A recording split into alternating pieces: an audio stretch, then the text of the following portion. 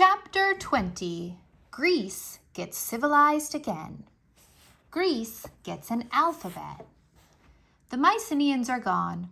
Now Greece is full of barbarians, the Dorians from up north, and the sea people, who are also called the Philistines, who invaded Greece from the Mediterranean Sea. These people can't read or write. They're not used to living in cities. Greek civilization has ended. But wait, something strange is happening. The longer these barbarians live in Greece, the more civilized they become. They're no longer wandering around looking for cities to attack. Instead, they're settling into villages. They're learning how to farm and fish. They're becoming Greeks. The Dorians and the sea people lived in Greece for hundreds of years. They looked less and less like wild warrior tribes and more like civilized merchants, farmers, and storekeepers. They started building houses. Their houses became fancier and fancier, with kitchens, rooms for taking baths, and separate rooms for men and women to entertain their friends. Soon they started building houses close to each other in villages. Then the villages grew even larger into cities, each one with its own government and its own army. They learned how to grow olives, grapes, figs, and wheat, and how to make wine from the grapes. Instead of riding out to kill their neighbors, they learned how to enjoy civilized sports like wrestling, chariot racing, and horseback riding. They loved to dance at weddings, at funerals, at feasts, and at sports events. As a matter of fact, they soon invented over 200 dances to use on all occasions. The women no longer went out foraging for food, and they certainly didn't spend their time putting up tents, washing and cooking like barbarian women. Instead, they spent their time indoors away from the sun, so that their skin would remain smooth and beautiful. They kept slaves to do all the hard work. Now, these barbarians were known simply as Greeks. We know more about these early Greeks than we know about the barbarians, because the early Greeks soon learned how to read and write. They started to write down stories about their ancestors. They started to write down the myths and fairy tales that they told their children. And we still have some of this writing today. The early Greeks didn't use the same alphabet that we use. They used their own letters. They probably learned some of these letters from the Phoenicians, who had one of the first alphabets. Here are some Greek letters. This is called alpha. If you think it looks like an A, you're right. It sounds like an A too. The alphabet that we use today borrowed many of its letters from the ancient Greeks. Here is kappa, a Greek letter that makes the same sound as our K. And here is tau, a Greek letter that makes the T sound. And here is a Greek beta, a letter that makes the B sound. Our alphabet is named after the Greek letters alpha and beta. Can you hear the letters alpha and beta in the word alphabet? Other Greek letters don't look anything like our letters. Here is a Greek letter called a psi. It makes the sound ps. That's a sound we don't use in English. The psi looks a little bit like a trident, a three-pronged weapon carried by the Greek god Poseidon, who lived in the sea. The letter is named after Poseidon too. Can you hear the psi sound in Poseidon's name? Here is one more Greek letter. It is called a theta, and it makes the sound that our letters TH make when you say them together. Even though some of the Greek letters are different from ours, we owe a lot of our alphabet to the Greeks. If you have an A, B, E, H, I, K, M, N, O, P, T, X, Y, or a Z in your name, you are using a Greek letter whenever you write your name. How would your name sound if the Greeks had never invented these letters? The stories of Homer. When the Greeks began to learn how to read and write, one of them decided to write down the old Greek stories that had been told out loud around Greek fires for years and years. His name was Homer, and he was the first great Greek writer. Tradition tells us that Homer was blind. So he listened to the stories he heard and then wrote them down using the Greek alphabet. Homer wrote the story of a famous war, the Greek attack on the city of Troy. This war was called the Trojan War, and Homer tells us about it in his long poem, the Iliad. After he finished the Iliad, he wrote another story called the Odyssey. The Odyssey was about Odysseus, a Greek warrior who fought in the Trojan War. When Odysseus started to sail back home, he ran into all kinds of trouble. Here is one of the stories from the Odyssey. Odysseus and his men sailed away from Troy, looking forward to their return home. They praised all the gods of Greece for keeping them alive through the war, and they thanked the gods for their victory. But they forgot to thank Poseidon, the god of the sea. Poseidon was furious at being left out. He sent a strong wind to blow the ships off course so that Odysseus would have a hard time getting home. Odysseus and his men got lost out there on the sea. After many days of sailing, Odysseus and his tired, hungry sailors saw a beautiful island. It was cool and shady, full of wheat and grapevines and wild goats that could be killed for food. So they landed their ships on the beach, got out their bows and arrows, and hunted. When they had killed enough meat, they lit fires, roasted the goats, and feasted. And the next morning, when the dawn lit the red sky, they got up to explore. Around the other side of the island, Odysseus and his men found a huge cave carved into a cliff. Laurel trees grew all around it. In front of the cave was a pen, walled with stone and filled with hundreds of sheep and goats. "Who lives here?" Odysseus asked. "Let's go in and find out." He took with him his 12 strongest men, along with a jug of sweet wine for a present. The rest of his men he sent back to the ships.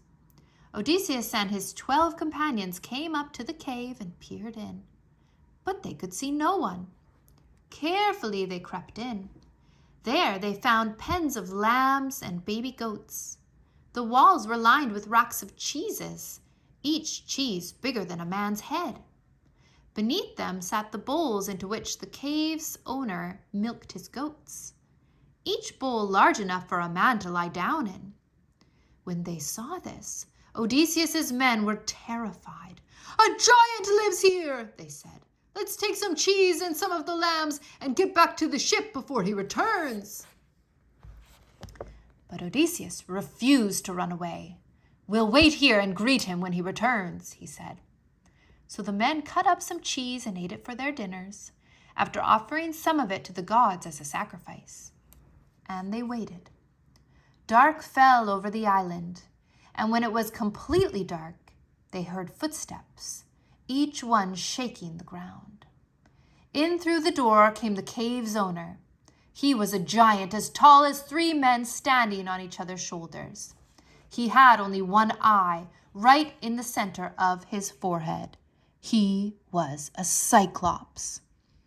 The Cyclops was herding his sheep in front of him, and he carried over his shoulder 3 or 4 trees that he had pulled up for firewood. He flung them onto the floor of the cave with such noise that Odysseus and his men hid themselves in fright. When all the sheep were inside the cave, the Cyclops rolled a huge stone across the cave's entrance. A stone so heavy that 20 men couldn't have shifted it aside. He milked his sheep and goats and got up to light his fire. When the flames roared up, the Cyclops saw Odysseus and his men hiding at the far end of the cave. "Well," he roared, "what do we have here? Robbers? Have you crept into my cave to take my sheep and my cheese?" "No," Odysseus said. his voice shaking with fright. "We are merely travelers on our way home. Please show us some kindness and hospitality. We are hungry and cold."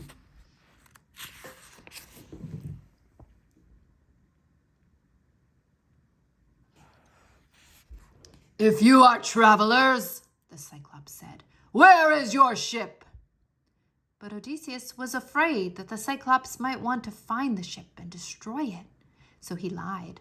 "We were shipwrecked on your island," he said, "and our ship is destroyed." The Cyclops didn't answer. Instead, he snatched up 2 of Odysseus's men and ate them on the spot. And then he washed down his horrible meal with goat's milk, lay down on the floor, and went to sleep. "Let's kill him while he sleeps," Odysseus's men urged him. But Odysseus refused. "If we kill him," he said, "who will let us out of the cave? That stone is too heavy for us to move. We would die in here." So Odysseus and his men spent the night huddled at the back of the cave, listening to the Cyclops snore as loud as thunder. The Cyclops slept all night. When the red dawn came, he woke up, lit his fire, milked the goats, and grabbed 2 more of Odysseus's men for breakfast.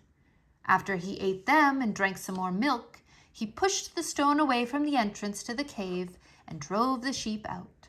But before Odysseus and his men could dash out of the cave, the Cyclops rolled the stone back again, as easy as putting a lid on a jar. Odysseus's men were terrified, moaning and crying, but Odysseus paced up and down the cave and thought hard. Finally, he went to the pile of trees that the Cyclops had brought in for firewood. Several of them still lay beside the sheep pen, where the Cyclops had dropped them. One of the trees there was tall and green. "Come on," Odysseus said to his men. "Be brave. Do what I say and we'll escape. Let's cut a long piece of the end of this tree, about as long as a man is tall, and sharpen it. Don't ask why. Just do what I say." The men cut the tree and sharpened it, and then Odysseus burned the sharp point in the coals of the fire until it was hard and black. He hid it underneath a pile of straw, and then he and his men waited all day long for the Cyclops to come back. When the monster came back into the cave that evening, he drove his sheep and goats in, and again sealed up the door with the huge stone. Then he grabbed 2 more of the men and ate them, washing them down with goat's milk. And then Odysseus took his courage in both hands and went forward. "Cyclops," he said, "you've eaten so many of my men that you must be thirsty. Milk won't help that thirst. Here, I've got a jug of the best sweet wine you've ever tasted." He held up the jug of wine that he had brought into the cave, and the Cyclops sniffed at it. It smelled so good that he drank a mouthful, and then another, and then another. Soon the whole jug of wine was gone, and the Cyclops was very sleepy. "What's your name?" he growled. "Who's giving me this wonderful stuff to drink?" "My name is No Man," Odysseus said. "No Man, I am pleased with your wine," the Cyclops answered. "So I'll eat you last." And with that, he sprawled over and went to sleep right there on the ground. Then Odysseus and 4 of his men dragged out the sharpened log they had hidden in the straw and drove it right into the Cyclops' single eye. The Cyclops leaped up and roared with pain. He stumbled all around the cave, grabbing blindly for Odysseus and his men. But they got easily away from him because he could no longer see them. Soon Odysseus and his men heard other footsteps outside the cave. The Cyclops' friends and neighbors had come to find out what all the noise was about. "Why are you making so much noise?" they called to the Cyclops. "You're keeping us from sleeping. Is someone attacking you?" "No man!" the Cyclops yelled. "No man is trying to kill me." "No man?" the other monsters answered. "Well, then go back to sleep." And they all went away. The Cyclops, groaning with pain, lay down until morning. Then he got up, feeling his way around with his hands, and rolled the stone away. He started to herd his sheep and goats out of the cave, but he reached down and patted the back of every animal that went past him, so that neither Odysseus nor his men could sneak out with the sheep and goats. So Odysseus caught 3 fat sheep for every one of his men, and tied the sheep together in groups of 3. He told each one of his men to hold on to the stomach fleece of the sheep in the middle of each group, and to let the sheep carry them out past the Cyclops. The Cyclops put his hand right on the sheep's backs, but he couldn't find the men who were holding on underneath. When Odysseus and his men had gotten out past the Cyclops, they ran for their ships. The rest of the men saw them coming. Odysseus started to yell, "Pull for the sea! Pull for the sea!" And as soon as they had scrambled aboard, the oarsmen rowed the ships out into the water, safely away from the island of the Cyclops. Then Odysseus began to shout, "Cyclops! Cyclops! See what happens to you when you eat guests who come to your house. You should have known better than to fall for my tricks." The blind Cyclops heard his jeers. In fury, he wrenched a huge boulder off the side of the cliff and threw it towards Odysseus' voice. Waves pushed the ship around, but Odysseus shouted again, "Cyclops! If anyone asks you who put out your eye and spoiled your beauty, tell them it was Odysseus." "Curses on you!" the Cyclops yelled back.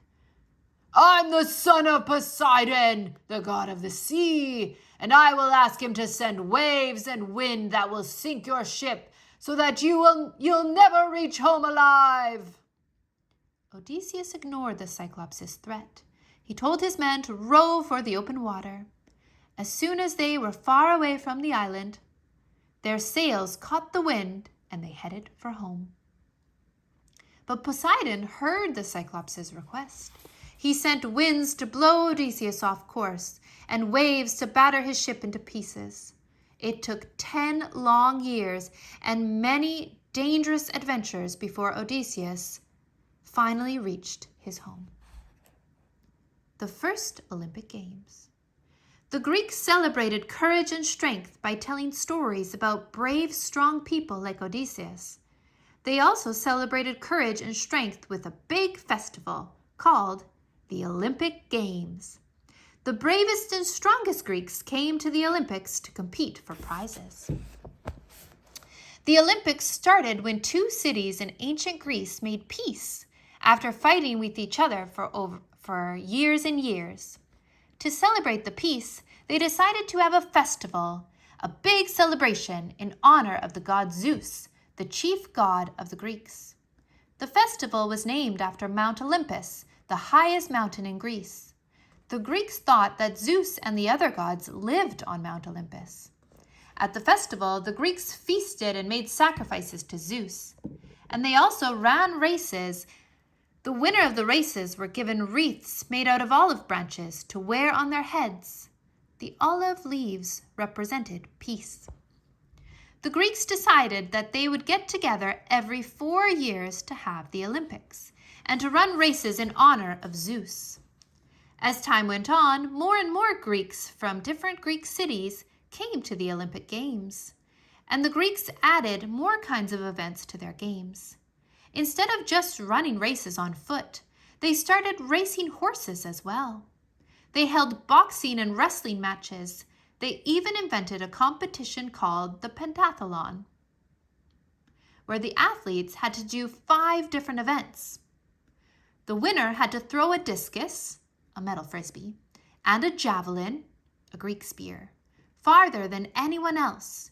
He also had to win a long jump competition, a wrestling match, and a foot race. But only men were allowed to compete in the Greek Olympics. Girls could watch, but they weren't allowed to race or to do any of the other events. And married women couldn't even watch. They weren't allowed anywhere near the Olympics on pain of death. That's because the Greeks thought that only men could be truly brave and strong. They thought that the best way to honor the gods was for men to train their bodies to be as graceful and powerful as possible.